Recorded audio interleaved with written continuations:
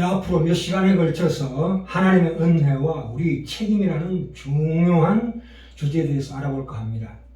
물론 어디서부터 어디까지가 은혜이고 책임인지는 우리는 다 모릅니다만은 로마서 오늘 읽은 11장 33절에 나와 있다시피 깊도다 하나님의 지혜와 지식의 부요하며 그의 판단은 청량치 못할 것이며 그의 길은 찾지 못할 것이로다 하는 말씀은 그 속에 내재되어 있는 하나님의 어떤 계시되지 않는 하나님의 어떤 선택 의지와 지혜가 얼마나 깊은가를 조명하는 말씀이기 때문에 이 하나님께서 계시하는 말씀을 인간이 알아들을 수 없는 것이 아니다 이 말입니다.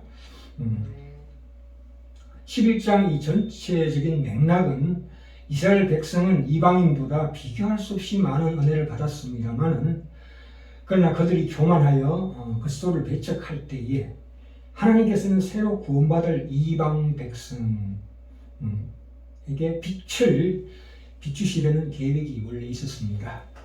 이것은 무슨 얘기냐면 하나님의 입장에서 보면 예수 그리스도 십자가에 못 박히는 그 장면에서 빌라도와 헤롯이 자기의 임무를 충실히 행한 것이 된다 이 말입니다.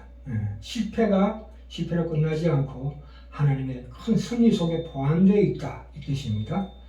그러니까 이 이스라엘의 실패가 무의미한 것이 아니라 그 안에는 하나님의 큰 승리가 있다 이런 뜻입니다. 그러니까 겉으로 드러난 이스라엘의 실패로 인하여 복음이 이스라엘 이방인에게로 가게 되었다고 말하고 있습니다. 우리가 참 오해될 수 있는 부분인데요. 그 속에 깊은 뜻이 있다 하나님께서는 그렇죠. 그것이 이방인들의 영적으로 풍성함이 다시 이스라엘 민족들을 자극해서 그들을 충만한 대로 이끈다 이 뜻입니다. 아멘. 여기서 11장에서 이방인들은 돌감람나무와 같이 소망이 없었지만 그러니까 참감람나무의 뿌리 곧 그리스도께 접붙임이 되었다 이 뜻입니다. 여기서 이 뿌리라 참감람나무의 뿌리라는 것은 본질적으로는 예수 그리스도를 가리킵니다만 그 표면적인 현상적인 작게는 이스라엘을 가르칩니다. 그 무슨 얘기냐? 대제사장 아론이 그 뿌리가 죽은 살구나무 지팡이가 드디어 우미 돋고 순이 돋고 꽃이 피고 열매가 맺히는 것처럼 그렇게 된다 이 말입니다. 네. 자, 11장 1절부터 5절 사이에 보시면 이 사도 바울 자신도 불신앙하던 이스라엘인이었습니다. 그렇죠. 그래서 이 바울의 고백이 뭡니까? 자기도 회개하고 마침내 믿는 자로 이렇게 나타났다는 것입니다. 여기 1절에서 5절에 보시면 엘리야도 자기 외에는 주님을 아는 자가 없는 줄 알고 말하기를 열왕기상 19장에 나옵니다. 10절에 나만 남았거늘 저희가 나의 생명을 취하려 하나이다 하나님께 그렇게 기도를 했을 때 하나님께서 하나님의 그 택하심 속에는 7,000명이나 되는 많은 수요가 있어서 지금 보호를 받고 있는 중이다. 걱정 마라. 이렇게 나오죠. 그러니까 이 7,000명이라는 것은 하나님의 충만한 숫자입니다. 그래서 자 11장 6절 7절 봅시다. 이어절인데요. 만일 은혜로 된 것이면 행위로 말미암지 않음이니 그렇지 않으면 은혜가 은혜되지 못하느니라. 여기에 은혜로 됨과 행위로 됨의 두 가지 원리가 현저하게 대조되고 있습니다. 그러니까 그러나 구원받는 관계에 있어서 불완전한 은혜라는 것은 없다. 우리가 생각하듯이 하나님의 은혜 50% 우리의 책임 50% 이렇게 섞여 있다는 뜻이 아닙니다. 그래서 7절에 나와 있죠. 그런즉 어떠하뇨? 이스라엘이 구하는 그것을 얻지 못하고 여기 오직 택하심을 입은 자가 얻었고라고 나옵니다. 그 남은 자들은 완악하여졌느니라 이렇게 나옵니다. 그죠? 그것은 무슨 얘기냐? 이 16절의 은혜라는 말과 7절의 택하심이라는 말은 똑같은 말입니다. 그러니까 은혜는 바로 선택이라. 그 선택은 또 다른 말로 믿음이라고 표현됩니다. 로마서 4장에서 아브라함을 들어서 행위로 말미암지 않는 믿음이라고 그랬죠. 그것은 하나님이 주시는 믿음이다. 그게 은혜다. 선물이다, 택하심이다 이 뜻입니다. 자, 그러면 왜 인간의 책임이라는 말이 왜 필요한가? 이런 의문에 도달하게 됩니다. 그 말씀에 대한 대답이 나와 있습니다. 빌립보서 2장 12절 13절에 나와 있다시피 거기에는 하나님의 은혜와 우리 책임을 같이 서술하고 있습니다. 너희 안에서 행하시는 일은 하나님이시니 자기의 기쁘신 뜻을 위하여라는 말씀이 나오죠. 우선 이 구원이라는 것은 구원의 완성으로 가는 길은 우리 힘으로는 할 수 없다는 뜻입니다. 그래서 우리에게 뭘 주셨습니까? 성령님을 주셨다. 그러니까 성령님을 주셨다는 것은 그 구원의 완성이 우리 힘으로는 되지 않는다는 정확한 정표입니다. 그래서 이어서 우리 책임의 부분을 얘기하고 있습니다. 너희로 소원을 두고 행하게 하시나니 두렵고 떨림으로 너희 구원을 이루어가라. 그렇죠? 하나님의 은혜와 우리 책임이 하나가 되는 것입니다. 이 너희 안에서 행하시는 일은 하나님이시니 자기의 기쁘신 뜻을 위하여라는 말은 하나님 손에 달려있는 은혜입니다. 그것은 로마서 8장 29절 30절에 나와 있다시피 우리를 의롭다 하시고 의롭다 하신 우리를 또한 영화롭게 하셨느니라 라는 말씀에 따라서 그 우리를 의롭다 하신 그 칭의, 의롭다 하신 그 칭의 안에 우리의 인생에 있어서 그 시간과 공간 속에서의 성화라는 과정이 포함되어 있는데 거기에서 이르러서 우리 인생 가운데서 우리가 해야 될 일이 뭐냐 하면 너희로 소원을 두고 행하게 하시나니 두렵고 떨림으로 너희 구원을 이루어가라 라는 말씀입니다. 이것은 지금 우리가 하나님 주신 형상으로 주신 우리 영혼이 몸에 거하고 있기 때문에 몸의 감각기관인 뇌의 어떤 뇌로 감각하고 인식되고 느끼는 것이기 때문에 이렇게 표현하고 있습니다. 그러니까 구원이 나에게 근거가 있다는 뜻이 아니고 내 내면의 영혼의 거룩한 소원과 성격, 인격, 새로운 기질이 그 구원의 내용이 되는 일이기 때문에 우리가 그 일에 대해서 어떨 때는 기뻐하기도 하고 속에서 때는 기뻐하고 안타까워합니다. 하나님의 뜻을 내가 따라가지 못하니까. 그리고 나의 그 실패, 이스라엘의 실패처럼 실패에 대해서 스스로 자책해야 되는 경험들이 있다 이 말입니다. 그러니까 하나님이 우리 속에 채우시고자 하는 그 구원의 내용이 그 일들에 대한 그 감각을 내 의지와 결단으로 이해하게 되는 것이기 때문에 이것을 은혜고 책임이다 이렇게 부르는 것입니다. 그래서 결론적으로 그러니까 구원이라는 그 내용은 하나님의 100% 은혜임과 동시에 나의 100% 책임이라고도 부를 수 있다 이 말입니다. 그러니까 이 성화의 내용이 하나님의 구원의 방법은 이렇게 펼쳐집니다만 그 구원의 내용이 나의 책임으로 느껴지는 것입니다. 책임이라는 감각으로 인식되는 것이다 이 말입니다. 왜냐하면 나라는 인격이라는 존재를 바꾸고 완성시키는 일이기 때문에 그 경험 속에서 책임이 등장하게 되는 것입니다. 우리에게 모든 책임을 지라고 하는 것이 아니라 우리로 소원을 두고 행하게 하신다 이 말입니다. 그런데 우리는 이런 일들이 우리 소원과 어떤 진심에도 불구하고 우리가 기대하는 그만큼 결과가 안 나오기 때문에 뜻밖의 오류가 발생하는데요. 그것은 바로 지성이는 감청이다라는 말입니다.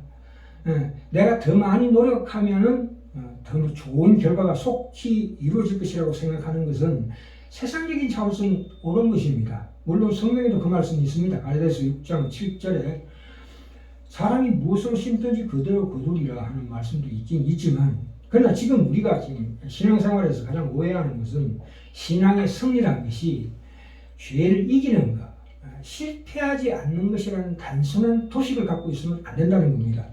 신앙싸움이라는 것은 윤리적이고 도덕적인 수준을 얘기하는 것이 아니라 더 깊은 영적인 신앙적인 승리와 보다 본질적인 싸움을 우리에게 요구하고 있는 것입니다. 그것은 요한복음 15장에도 나와 있죠. 나는 참 포도나무요 너희는 가지니 이렇게 나옵니다.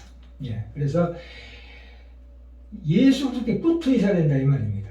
우리가 말씀을 통해서 하나님을 만나고 진정으로 하나님을 배우는 것이 아니라 내가 어떤 목표하는 것들을 이루기 위해서 하나님을 감동시키겠다고 들어가는 것은 성경이 얘기하는 그하고는 전혀 다른 사상입니다.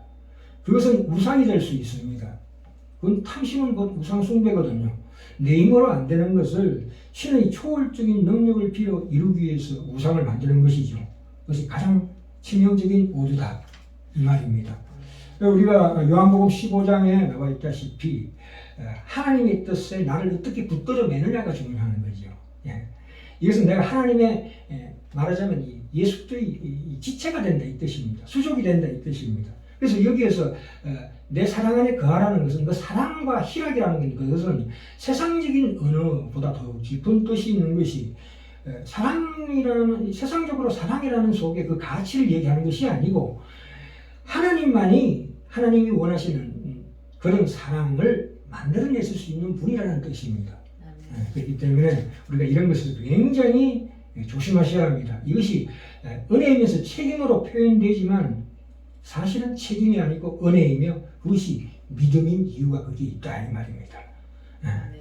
그러니까 우리에게 느껴진 이 감격이나 감각이나 그 확인은 이 하나님께서 우리에게 채우시는 그 구원의 내용을 알아가는 과정이다. 은혜다.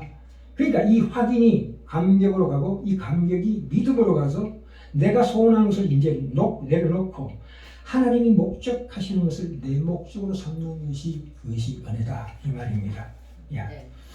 그래서 자 8절부터 10절까지 봅시다.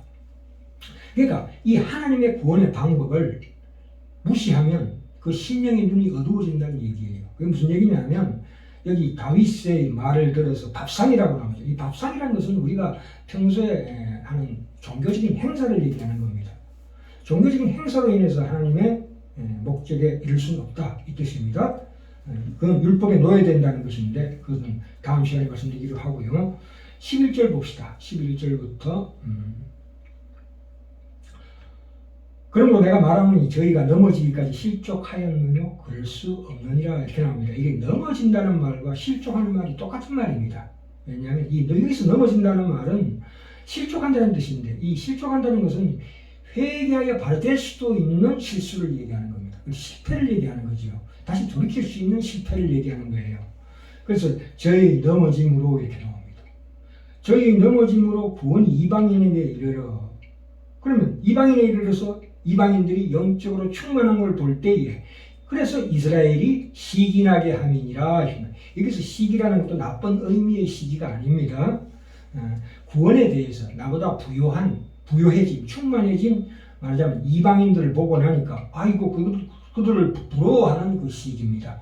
좋은 의미의 시기라는 겁니다. 그죠? 우리를 격려하는 말입니다. 12절에 봅시다. 12절 저희의 넘어짐이 세상의 부요함이 되며 저희의 실패가 이방인의 부요함이 되거든 하물며 저희의 충만함이요 이렇게 나옵니다. 그래서 이 바울이 내 직분을 영광스럽게 여기노니 15절에 보시면 저희를 버리는 것이 세상의 화목이 되거든 그 받아들이는 것이 죽은 자 가운데서 사는 것이 아니면 무엇이리요. 참 어려운 말씀입니다. 그것은 무슨 얘기냐면 나중에 이스라엘이 회개해서 하나님을 받아들일 때에는 죽은 자들의 부활 시기이다 이 말입니다. 예수님 재림하실 때는 이 이스라엘 실패했던 이스라엘이 다시 회복된다는 뜻입니다. 역사적으로 이것이 앞으로 증명될 것이고 증명되어지고 있습니다. 그것이 역사의 흐름이요 예수 그리스도의 재림으로 가는 그 과정입니다. 이것을 내 개인의 구원의 역사에 접목하셔도 됩니다. 자 그러면 이 11절부터 15절 말씀에 대하여 또 다른 말씀으로 이 사실을 더 정확하게 규명하고 있는 말씀이 있습니다. 갈라디아서 3장으로 가볼까요? 갈라디아서 3장에 가시면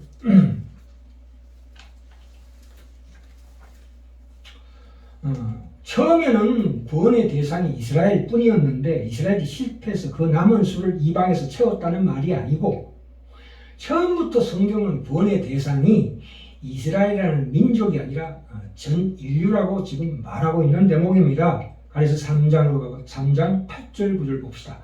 또 하나님이 이방을 믿음으로 말미암아 의로 정하실 것을 성경이 미리 알고 이렇게 나옵니다. 하나님이 예정하심이 있었다 이 말입니다.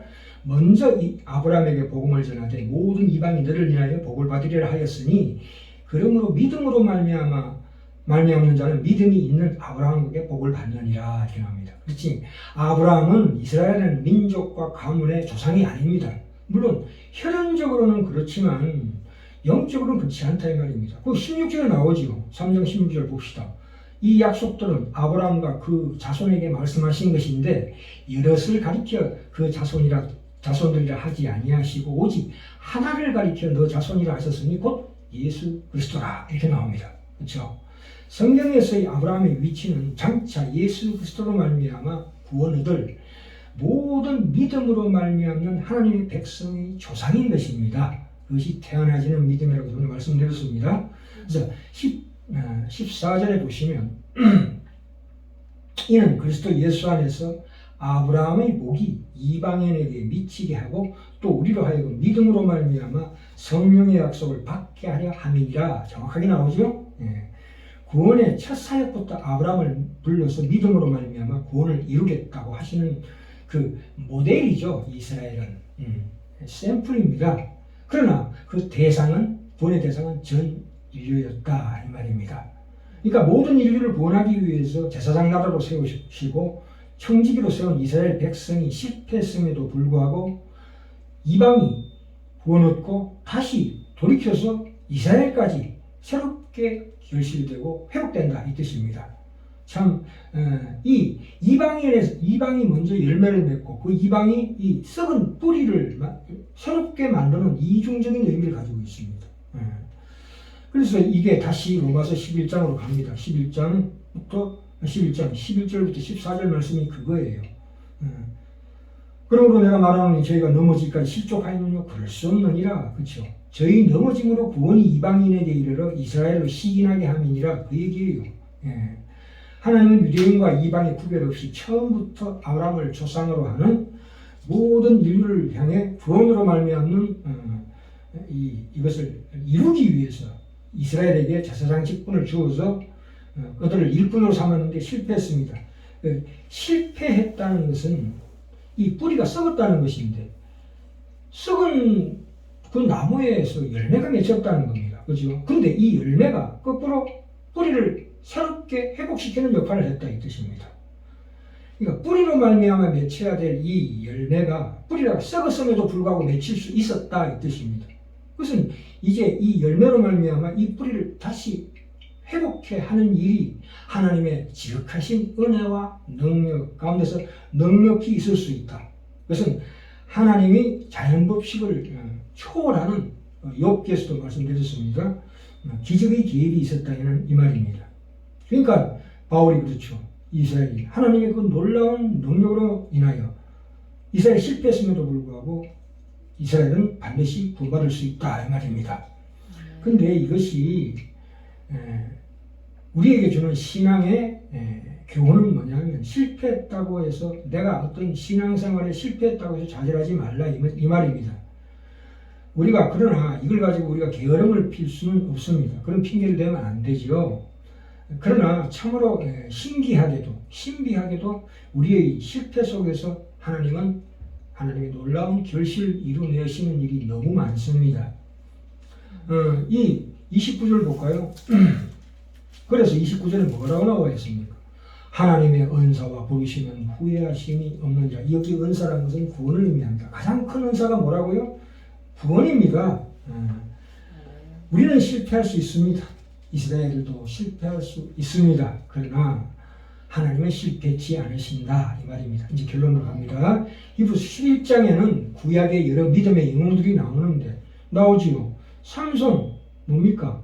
그 강한 자라는 뜻이에요. 나시린 머리를 깎으면 안 되고 머리를 기르는 것이 하나님께 바친 사람이라는 뜻입니다. 이 삼손은 하나님이 했던 일이 뭡니까? 기껏 사람 하다가 끝났죠. 지 원수 갖고 끝난 거죠. 그런데도 불구하고 이 믿음의 조상의 반열에 올라서 있습니다. 기도원도 마찬가지죠. 물론 나중에 300명의 군사로 미디안 군사를 물리쳤지만 그 포도주 틀에서 밀을 까먹던 사람이에요. 왜? 포도주 틀, 유대인들이 가장 중요한 그 양식인 포도주 틀에는 그 불순물이 들어가면 안 되는데 거기서 까먹고 있다가 천사가 나타나서 큰 용사여 했을 때 깜짝 놀랐던 그 참 기가 막힌 인물입니다. 기드온이. 이 바락은 또 어떻습니까? 바락은 도보라라는 그 사사의 말하자면 부관입니다. 계속 그 소심한 성격이에요. 근데 이 바락의 이름의 뜻이 그 번개불입니다. 너무 소심해가지고 도바라 보고 당신이 가지 않으면 나도 가지 않겠나이다 하니 그런 참 쫄장구 같은 사람인데 하나님께서 쓰셨어요. 그래서 이 삼손이나 기드온이나 바락 같은 사람들도 당당하게 믿음의 반열에 올라섰다는 것은 참으로 우리로서는 신기하고 우리에게 큰 위로가 될 줄 믿습니다. 이 하나님의 보시는 시각과 하나님이 우리를 통하여 일하시는 그 일하심을 결코 후회함이나 부족하심이 없다라는 것이 성경의 가르침입니다. 물론 실패도 좋다고 얘기하는 건 아니에요. 우리가 실패한 것에 대해서 나의 부족했던 것, 어떤 그런 것에 대해서 좌절할 필요가 없다. 그것을 반드시 딛고, 물론 그런 실패와 그 과정이 반드시 필요하다고 욥기에서 말씀드렸습니다. 그것을 반드시 딛고 나아가는 것이 믿음의 가장 중요한 핵심이다 이 말입니다. 대장부처는 허리를 묶고 나가라 욥 보고 말씀하셨죠. 하나님께서 한 걸음 더 나가는 것입니다. 내가 지금 신앙생활을 하는 가운데 내가 죄를 짓느냐 안 짓느냐 그것에서 그런 전전긍긍하는 데서 벗어나라 이 뜻입니다.